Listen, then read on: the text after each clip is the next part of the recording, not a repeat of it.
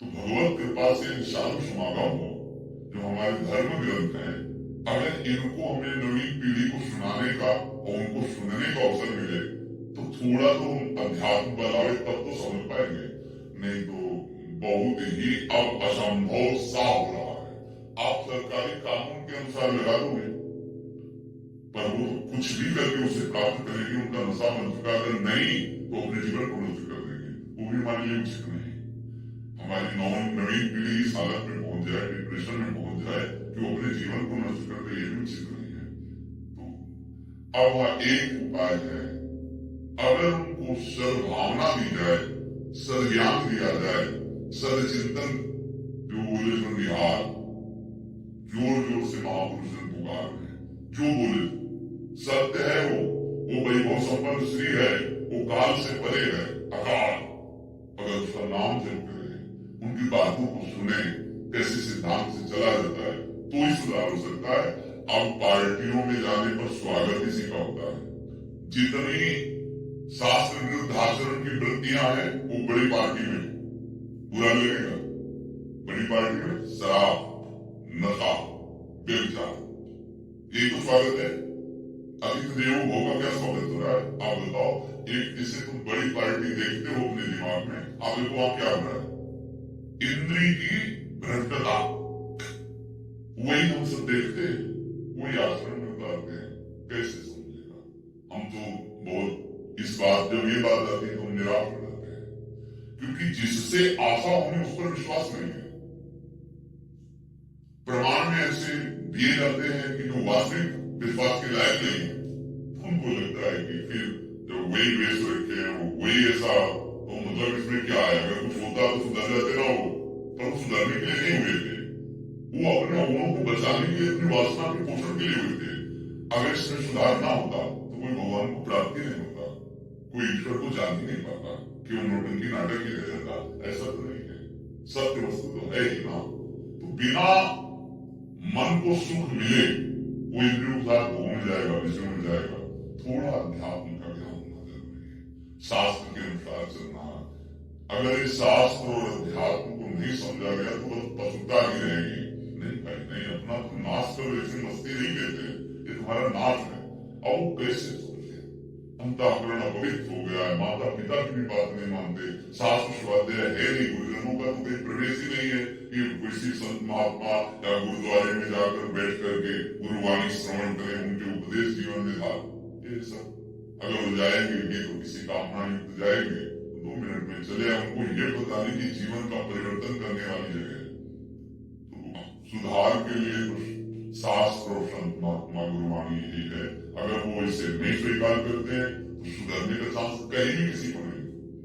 ये आकर्षण विषयों का ऐसा होता है, जिससे अगर भगवान की प्राप्ति नहीं तो कम जीने के लिए तो ड्राइवर नशे से युक्त होगा तो गाड़ी ठोकेगा ठोकेगा, मरेगी उसमें रहेगी। बुद्धि एक ड्राइवर है, शरीर एक गाड़ी है।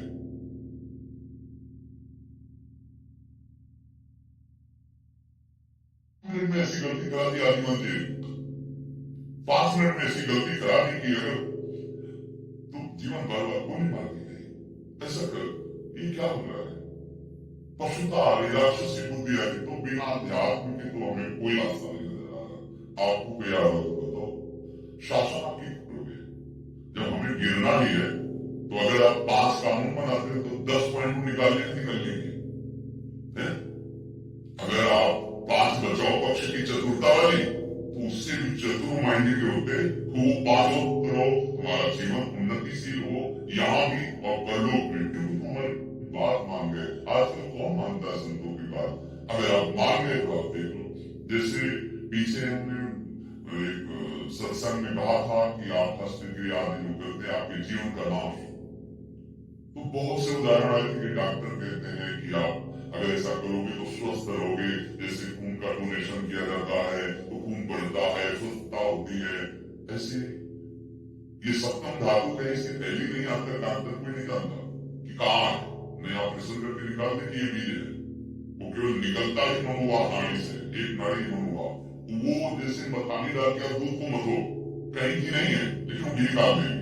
ऐसे ही पूरे शरीर को जब काम भाव से वो गर्म होती मनुआ नाड़ी अंदर की, वो पूरे रक्त से जीवनी शक्ति खींच के बात कर देती है।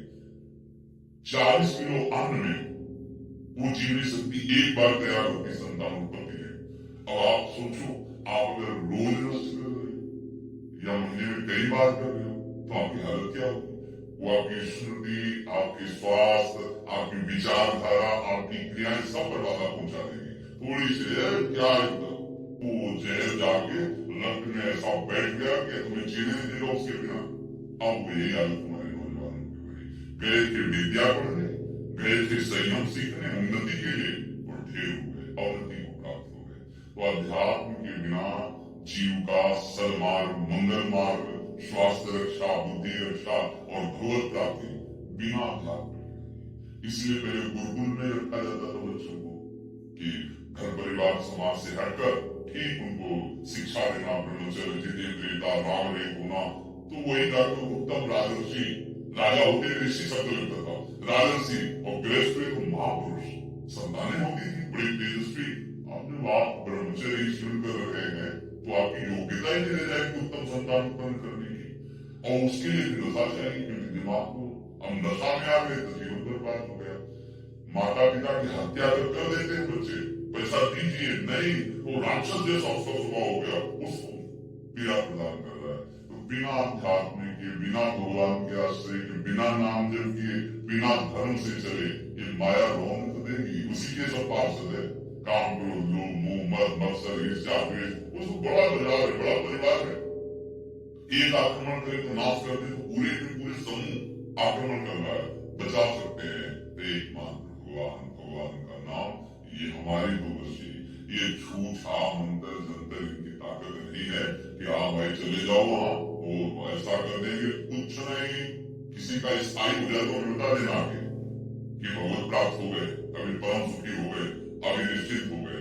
वो केवल एक उपाय है, तुम्हारे अंदर है, तुम ही कर सकते हो, दूसरा कोई नहीं। सच्चे मार्ग के पथिक बनकर माता पिता परिवार की सेवा करते हुए, सबको सुख पहुंचाते हुए, नाम जप करते हुए अच्छा जीवन व्यतीत करो। अभी आप दुखी हो जाओगे, दूसरों को सुख देने वाले बन जाओगे, दूसरे तुम्हारे आचरण देख के कहेंगे धन्य इनके माता पिता। और आज हमारे बच्चों का, नए समाज का जो रूप बिगड़ता चला जा रहा है ना, वो बहुत सोचनीय है, सोचनीय वास्तविक सोच, जो पंजाब में नहीं है। क्योंकि आपको वो इसलिए आपको ऐसा लगता है सर्वत्र इसका प्रभाव फैल रहा है। देखो ना, देखो सर्वत्र प्रभाव फैल रहा है। कोई माता पिता का अनुशासन, शास्त्र का अनुशासन, गुरुजनों का अनुशासन, स्कूल में अगर टीचर अच्छे समझाना भी चाहते और अगर शासन करे तो माता पिता विरोध, उनके नाम रिपोर्ट, उनको दंड। कैसे सुधार कैसे होगा? बिना भय के इस मत वाले हाथी रूपी मन का सुधार नहीं सकता। इस मत वाला हाथी को हम कुछ न मारे, घुटने पे आ जाता है, जो मारा उसको मारो तो घुटने पे बैठ जाएगा। ऐसे मन का अंकुश रहे, शास्त्र, भगवान नाम, ज्ञान, महापुरुषों की पास बैठकर, तो मन को मारने का आपको अंकुश मिल रहा है ना, वो है नहीं मत वाला हाथी जिधर चलता भागता चला जा रहा मन। इसलिए हमें तो लगता है अध्यात्म की शिक्षा में होता है जब एक एक दिन में 3 घर में जाना पड़ता है अफसोस करने के लिए, बहुत बिल्कुल बिल्कुल, और ये बढ़ेगा अगर इसे अध्यात्म के द्वारा रोका नहीं गया तो ये बढ़ेगा। क्योंकि मनमानी के लिए कितना अर्थ किसके पास होगा? अच्छा, अर्थ भी होगा तो शरीर अविनाशी थोड़ी, ये तो क्षीण होगा, तो आपका डिप्रेशन बढ़ेगा, आपकी दिमागी स्थिति कमजोर होगी, फिर क्या करोगे? क्योंकि शांति चाहिए सबको, सुख चाहिए, और वो मिलता है भगवान में। वो नसीब विचार नहीं है, हिंसा नहीं है, रुपया पैसा नहीं है। आप करोड़ों रुपया, अरबों रुपया एकत्रित कर लो, आपका मन गंदा है तो आपको जलता रहेगा, मारेगा आपको, आपके हाथ से आपको जय खुआएगा, आपके हाथ से आपको मृत्युदंड दिलवाएगा, क्योंकि आपका मन गलत चला है और वही उन्हें गलत दर्द देगा। मन सही ना तो गरीब भी होगे ना तो मस्त रहोगे, नमक रोटी भी खाओगे तो सुखी होगे, और अगर अपराध करोगे तो सोने की थाल में चाहे खाओ पर चैन से सो नहीं सकते, एसी में बैठे हुए चलोगे, क्योंकि दंड तो मिलेगा, अपराध का दंड मिलेगा, और वो बाहर से मिले ना मिले, तुम्हारा मन तुम्हें दे देगा। ये विश्वास करो, तुम्हारा मन तुम्हें जलाएगा, तुम्हारा मन तुम्हें दंड देगा। इसलिए सुधार का एक ही रास्ता है, भगवान का आश्रय लो, नाम जप करो। कृष्णा और यशवंत कुलकर्णी जी, राधा वल्लभ श्री विश्वनाथ जी, आपके चरणों में कोटि कोटि प्रणाम। गुरुदेव, हम नई मुंबई से आए हैं। हमारा वहाँ खुद का स्कूल है। आपसे सत्संग में सुना था कि बच्चों के स्कूल से ही अगर आध्यात्मिक शिक्षा मिले तो एक संस्कारी व्यक्ति का निर्माण होगा। आपकी इसी इच्छा को आदेश मानकर हमने स्कूल के सभी छात्रों को श्लोक, मंत्र, भजन आदि पढ़ाना शुरू किया और पूरा स्कूल भागवतिक भाव से भर गया।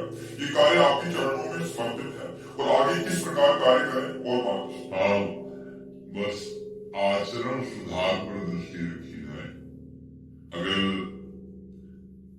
बच्चों को ब्रह्मचर्य का महत्व बताया जाए, वीर रक्षा का प्रभाव दिया जाए, वीर पर महत्व बुद्धि कराई जाए, तो हर मार्ग में जिधर जाना चाहेंगे वो बहुत शीघ्रता से उनकी दिव्य स्मृति हो जाएगी। ये जो ब्रह्मचर्य है अमोघ वस्तु है। अब इस पर ध्यान नहीं दिया जाता।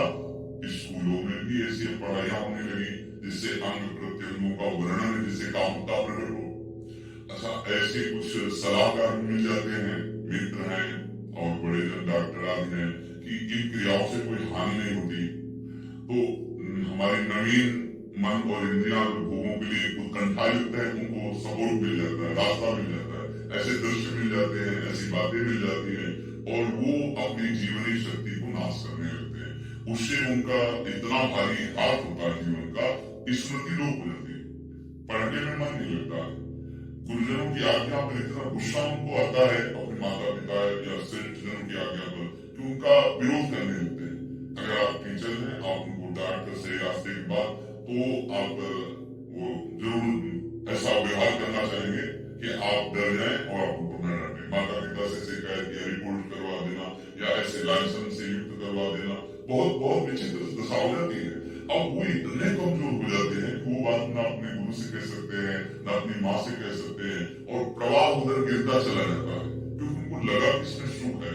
अब वो सुख की चाह में जहां गृहस्थ धर्म जाने की आयु आती तब तक वो खोखले हो जाते हैं। अब वो इतना, जिसे डिप्रेशन आजकल कहते हैं, वो बढ़ रहा है। उसका कारण ही है छोटी छोटी बात में एकदम निराश हो जाना, मानो जीवन को नष्ट करने की बात ले आना। ये ब्रह्मचर्य हानि सकता है। अगर हम उनको शास्त्र, श्लोक, महापुरुषों के चरित्र बताएं, श्रवण में मंगल है, पर आचरण में उनके पहले सुधार किया जाए। ये संस्कार 13 वर्ष की अवस्था से लेकर 28-30 के बीच में ही सब बर्बाद होते हैं, जितने होते हैं जो बिगड़े स्वभाव होते हैं इसी बीच में आते हैं। अगर समझाया जाए कि बिना ब्याह हुए, जब तक ब्याह आप ब्रह्मचर्य का पालन करें और आप कोई भी नशा ना करें, 2 बातें अगर ये आचरण में सही ढंग से आ जाएगी ना तो सारी बातें अपने आप आ जाएगी।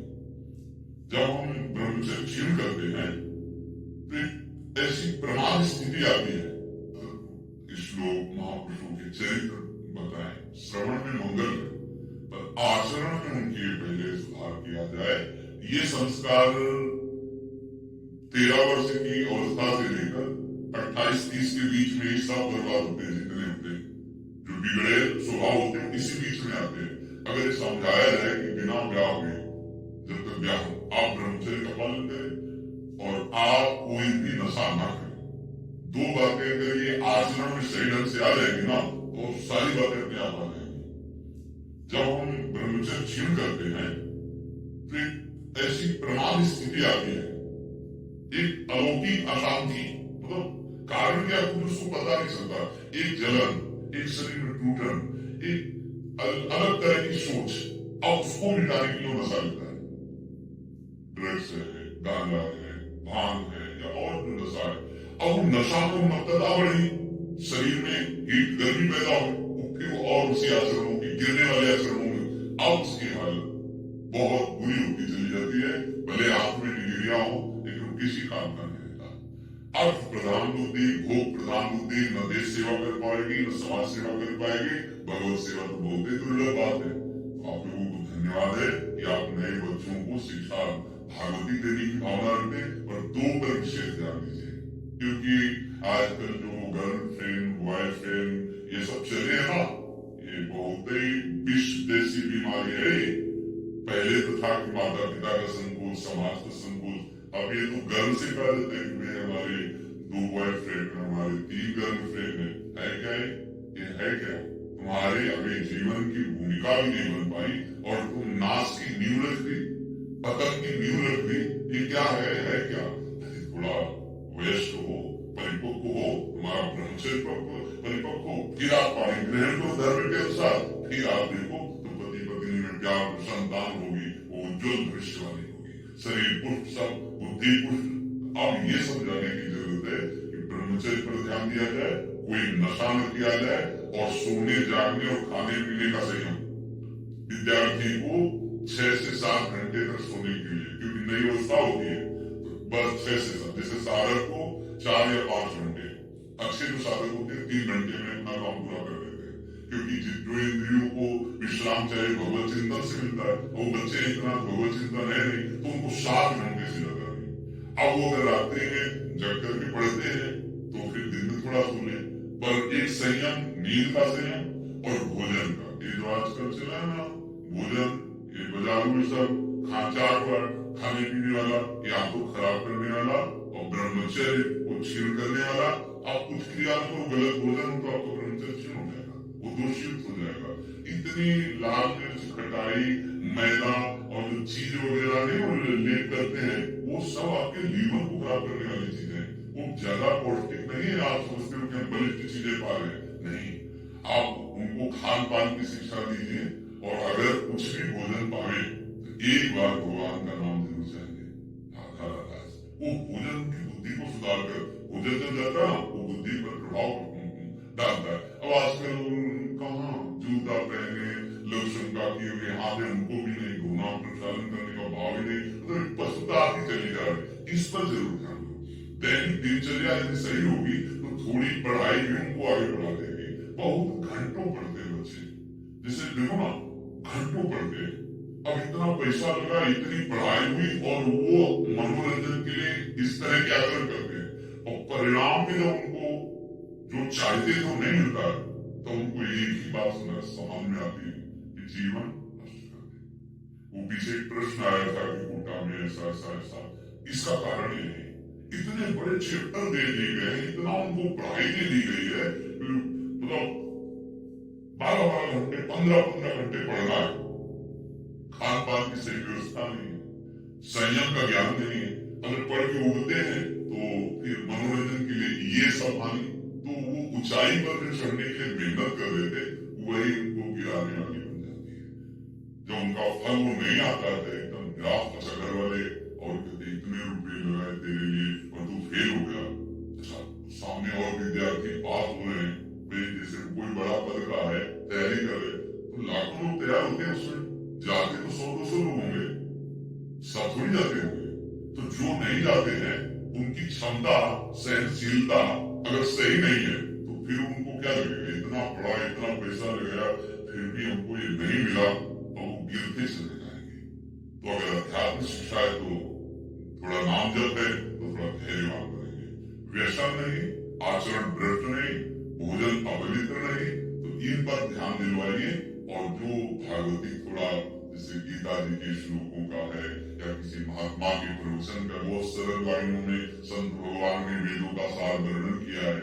गीता कृष्ण जैसे छोटी छोटी पुस्तिकाएं, बहुत सार बातें हैं, उनको 5 मिनट सुनाया, समझाया, ये बहुत बढ़िया। हम चाहते हैं कि हमारे देश के विद्यालयों में थोड़ी देर भी सही, 10-15 मिनट ही सही, जीवनचर्या और अध्यात्म, इन दोनों का प्रवेश हो जाए तो हमारी नई पीढ़ी बहुत मंगलमय हो जाए, बहुत मंगलमय।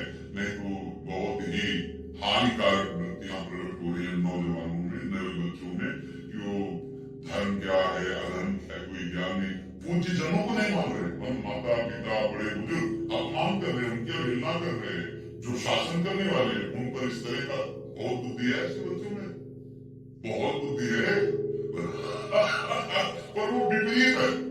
तो अपने पूज्य जनों के प्रति ऐसा हो, अब माता पिता के द्वारा मारा हुआ या गुरु के द्वारा दंड दिया हुआ अपमान तो नहीं होता, उसकी उन्नति का कार्य। जैसे टीचर एक दो थप्पड़ लगा, सबके सब आप नहीं लगा सकते, आप रिपोर्ट हो जाएगी, तभी तो देखो हालत क्या है। नहीं हमने अपने लोगों के सामने था ना, जब गाल में थप्पड़ पड़े थे, टाइम से स्कूल जा रहा, जो दिया है, अगर नहीं तो खड़े हो। पूरे स्कूल के बच्चे बैठे उसका एक बुरा लग रहा है कि यार कल से हम जरूर अपना पाठ याद करेंगे। तो हमें लगता है इन बातों पर ध्यान दिलाया जाए, बुद्धि बहुत है उसका सदुपयोग किया जाए, सदमार्ग में लगाया जाए। मनजीत सिंह जी मुंबई से। राधे राधे जी, राधे राधे महाराज जी। जब सब कुछ भगवान के हुक्म से होता है, गुरु ग्रंथ साहिब जी में भी यही लिखा है, हुक्मे अंदर सबको, बाहर हुक्म ना कोई।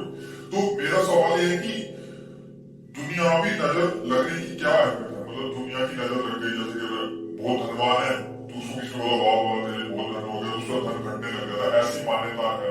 अरे उस पर नजर टिक जाए तो काल की भी नजर नहीं लगती, और भी तो पागल है तो जे काल में सुनाओ रे, समझ जाए शरण ते दर्द ना काल, ऐसे पूरा संसार नष्ट हो जाए। लेकिन फिर तो जो अधर्माचरण करने वाले हैं, दुख प्रदान करने वाले हैं, उनकी तो यही इच्छा है कि हम मिटा देंगे। उनकी तो यही इच्छा है ना कि हमें मिटा दो। तुम्हारी इच्छा से मिट जाएगी क्या? तुम खुद मिट जाओगे, क्योंकि तुम मिटाने की इच्छा से जो चलता है वो पहले ही मिट जाता है, मिटा नहीं सकता, क्योंकि सबका मालिक ईश्वर है। ये तो बहुत है बच्चे वाली बात है कि कोई हम पे नजर लगा देगा, कोई हमारे धन पे नजर लगा देगा। नहीं नहीं, जितने नजर वाले हैं उन सब में जो नजर है वो मेरे प्रभु की है। ये बात भी तो आप कह ना, वो प्रभु, जब आप प्रभु की नजर देखोगे तो अमंगल हो ही नहीं सकता। कोई भी तंत्र, कोई भी मंत्र, कोई भी सांप, कोई भी प्रतिकूलता तुम्हें परास्त नहीं कर सकती है। भगवान क्या सांप ताप रोग शोक दारू तो भारी जितने भी परास्त नहीं कर सकते सब मिलके। बचपन की बात आगे तक की बात, बचपन से लेकर अभी असंग रहा हूं अकेला, गंगा जी का किनारा, और गंगा के किनारे स्मशान। अब तो थोड़ा रोक लग गई लाश फेंकने में, ऐसे लोग गाँव के बहा के चले जाते थे, कुत्ते घसीट के किनारे ले जाते थे, वही रात में सोना है, वही पूरा जीवन व्यतीत करना है। गाँव में जाते नहीं थे, जो मिल गया वही खाना।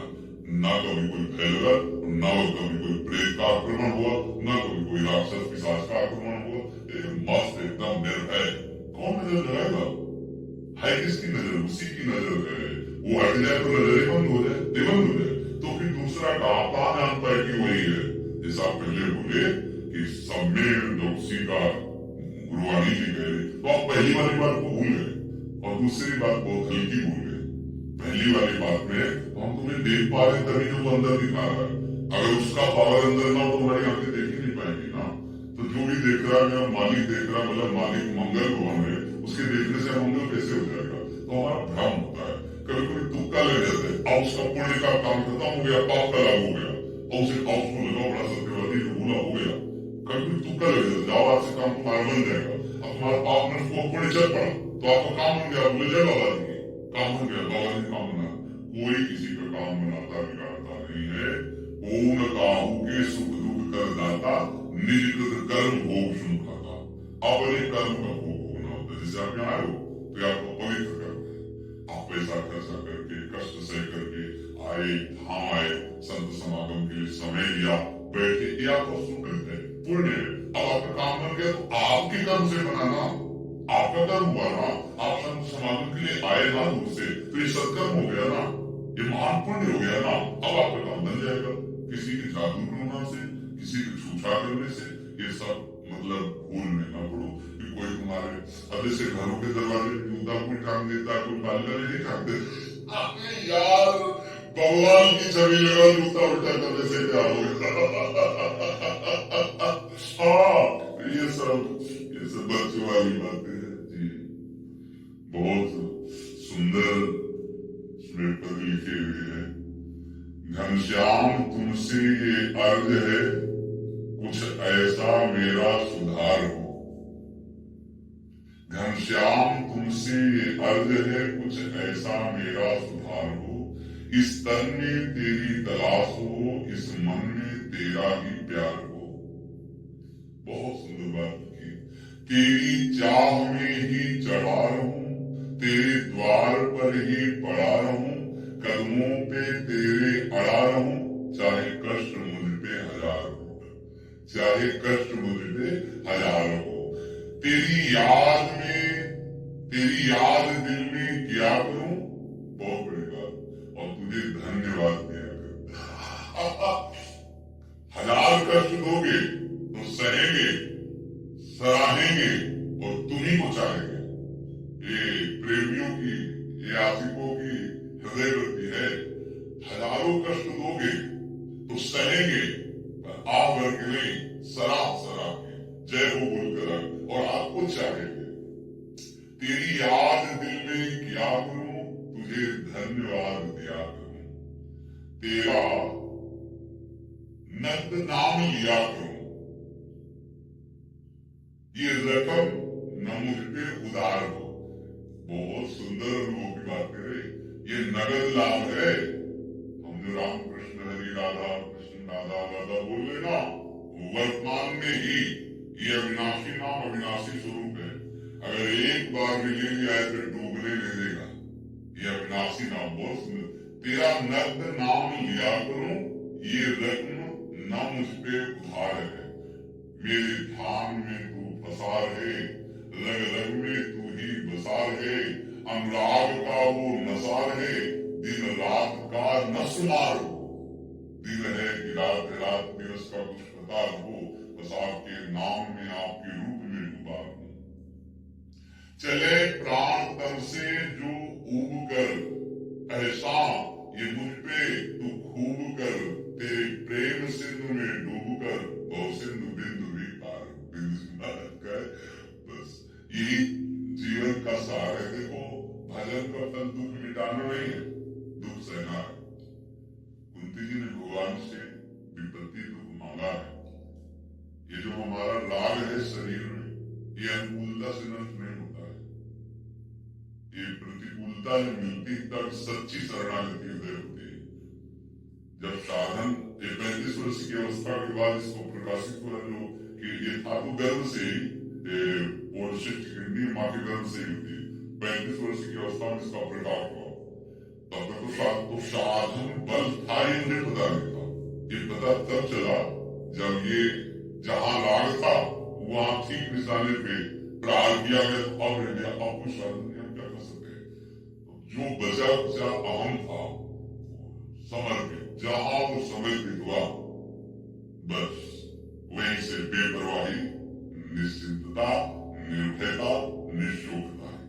ये शरीर राग बिना प्रतिकूलता के नहीं आता। जब पता चलता है कि अब मैं डूबने वाला हूं, तभी सच्ची शरणागति होती है, जैसे गजेंद्र की। लेकिन जब तक अपना कोई भी बल रहता है तो शरणागति पुष्ट नहीं हो पाती। शरणागति का भाव को रखने की चेष्टा करते हैं, पर शरणागति तभी पुष्ट होती है जब ये पता चला कि अब मेरे में कोई बल नहीं है। सुनेरी मैंने निर्बल के बल। द्रौपदी तभी प्रभु का हृदय से आत्मभाव से पुकारना संभव हुआ जब संपूर्ण बल उन्होंने देख लिया कि राह हो गया, अब कोई सहायक नहीं है।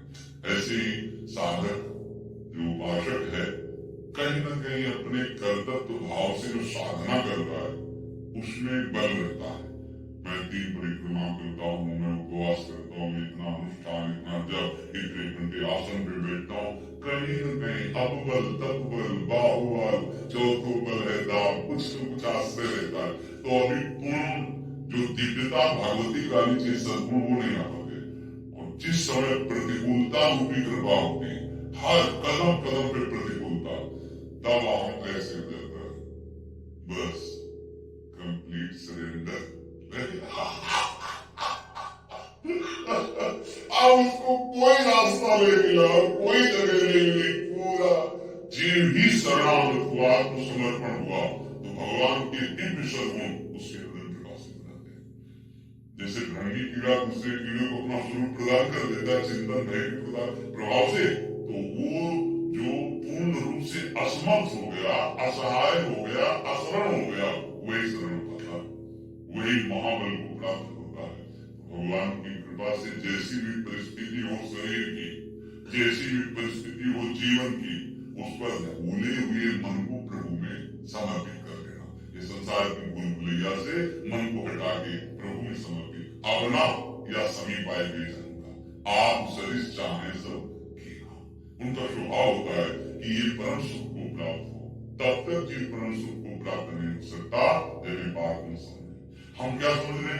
हम समझ रहे यदि हमारे पास बहुतायत धन की हो जाए, जो भोग चाहते वो हमें मिल जाए, जो पद चाहते वो पद मिल जाए, जैसी व्यवस्था चाहते हुए, तो मैं परम सुखी हो जाऊं। सच्ची मानिए, तुम जो चाह रहे हो किसी के पास है इस भूमंडल में, जो चाह रहे हो वो बहुतों के पास है, लेकिन वो भी अशांत है।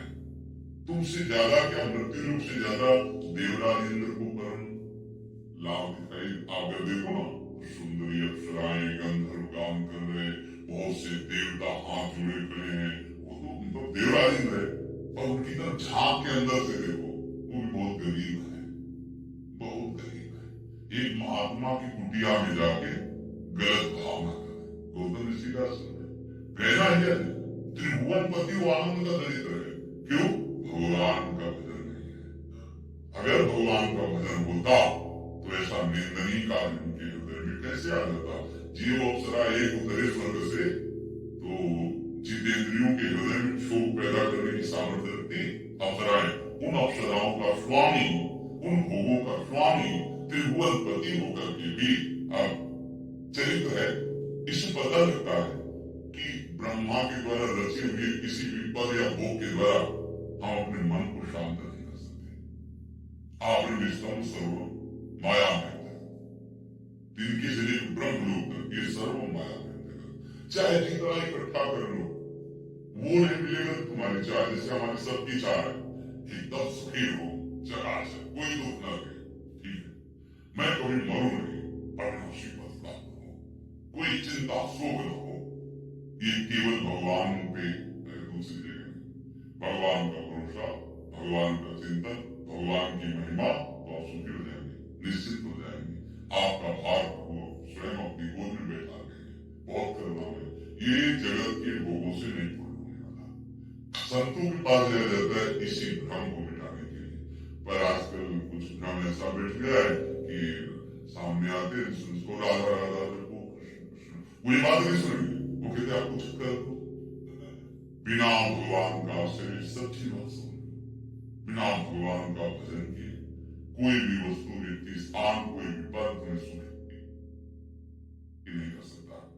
कालभूषण जी ने कहा, हरियों में गया हूं, मुझे याद है, हर कर्म किया हूं, हर भोग भोगे, पर हे गरुड़ जी, आज जो भगवान श्री राम के चरणों का आश्रय लेकर उनके गुण गाता हूं, उनका नाम कीर्तन करता हूं, आज मुझे जो सुख मिला कभी किसी लोक में, किसी पद में, किसी योनि में, किसी भोग में नहीं मिला। कालभूषण नहीं गया। भगवान की कृपा से मुझे अखंड स्मृति प्राप्त है। मैं बहुत जन्मों को देख रहा हूँ कि मैंने बहुत कर्म किए, बहुत योनियों में गया, बहुत सुखों को भोगा, पर आज भगवान श्री राम का आश्रय लेकर जो भजन में सुख मिला वो कहीं नहीं मिला। हमें महापुरुषों के वचनों का आश्रय लेना चाहिए। हर प्रश्न का उत्तर है, अगर भगवान का नाम जप करो, भगवान के आश्रित होकर अंदर से, और अच्छे आचरण करो।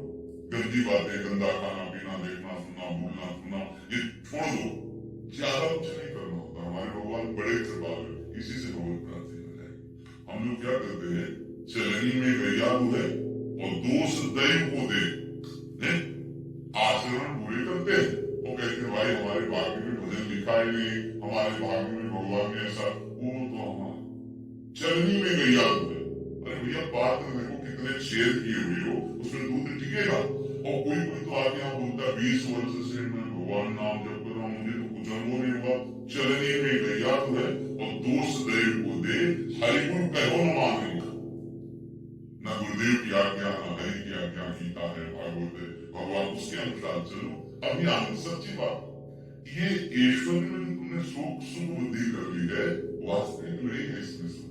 मालूम है रुपया आपको बैंक में जमा, मारोगे तो नहीं, चवन्नी ले जाओगे क्या, मतलब खाओगे नहीं, तो कोई 2 रोटी 4 रोटी रोटी दाल, और क्या खाओगे, रुपया थोड़ी पाओगे। काय को कृष्णा रुपये के लगते हो।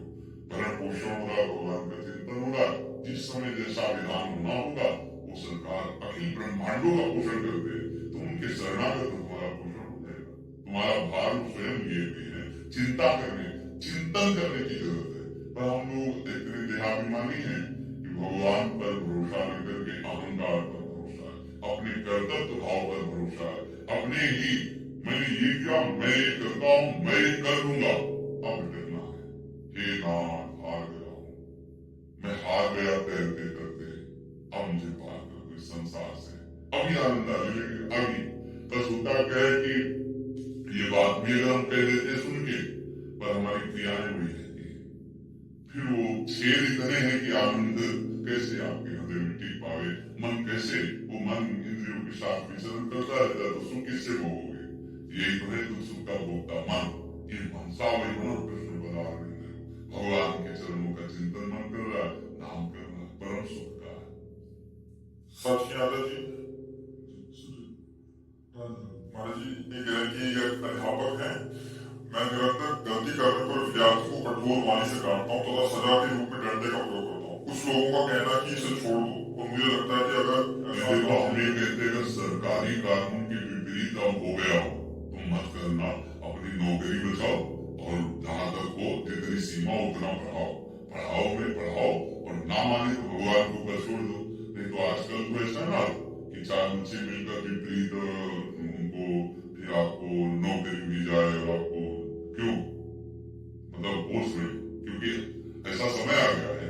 हम लोग किसी बच्चे को आप ज्यादा कठोर बोल दे या जैसे और वो चार को बुरा लगे कुछ भी तो बच्चों की बात सुनी जाती है। तो अगर आपको कठोर वचन बोलने से विरोध पैदा हो तो मत बोलो, समझा दिया और निवेदन कर दिया कि अगर आप ऐसा पढ़ोगे ऐसे चलोगे तो आपकी उन्नति होगी, ना माने तो हमारी ड्यूटी है कि आगे प्रभु जाने है होना चाहिए ना, गुरु है अगर तो विद्यार्थी बहुत सही रहता है, पर वो आजकल मतलब निषेध माना जा रहा है क्योंकि आपके ऊपर रिपोर्ट हो सकती है।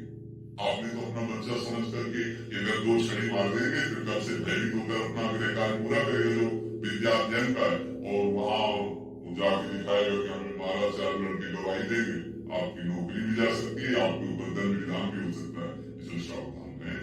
उनके मंगल के लिए आपको जितना आता है ज्ञान उतना आप दीजिए, जहां तक हो सके निवेदन कर दीजिए, जब नहीं माने तो हरि के ऊपर छोड़ दीजिए, तो आप भजन करते हुए अपने जीवन को, अपने परिवार के पोषण को, अपने कर्तव्य कर्म को समाप्त करिए, क्योंकि अब समय ऐसा मुझे लग रहा नहीं है कि आप कठोर वचन बोले आप मारे। कवि कह रही है कीर्तन बोलती राम रामनी शरण पाए तो हमारा फ्री होता है, फ्री जो होता होती है उसमें लोग यही तो दिया जाए और लोग ऑफिस में तो पास बात भी है तो ब्राह्मण को शांति ब्राह्मण मेरे ही नहीं हमारा काम ये समाज पहले दिया है तेल को जब देता मैं आपको अर्पण कर रही हूँ। बड़ी गुप्त बात बता दी आपने, बहुत गुप्त बात बता दी। बात ये है कि लोग हमको पता नहीं लगा आपसे निवेदन कर रहा हूँ कहाँ का है भ्रमति भवन गर्भे निर्निमित्तम हसन्ति प्रथयति तव वारसा चेतना चेतनेषु लुठति च भूमि राधा कंपितांगी मुरारे विषम विरक्तेषु गायि विभ्रांत चित्ता। ये श्लोक कहाँ है कैसे? हाँ अभी तक हमने भी से किसी जो अपने ग्रंथ है ना संस्कृत के वृंदावन ने तैयार के या श्रीमद् भागवत में या ऐसे नहीं पढ़ा, किसी ऐसे प्रेमी महाभागवत की होगी जो प्रेस से अभी तक नहीं छपी होगी, क्योंकि अगर होती तो सामने आती।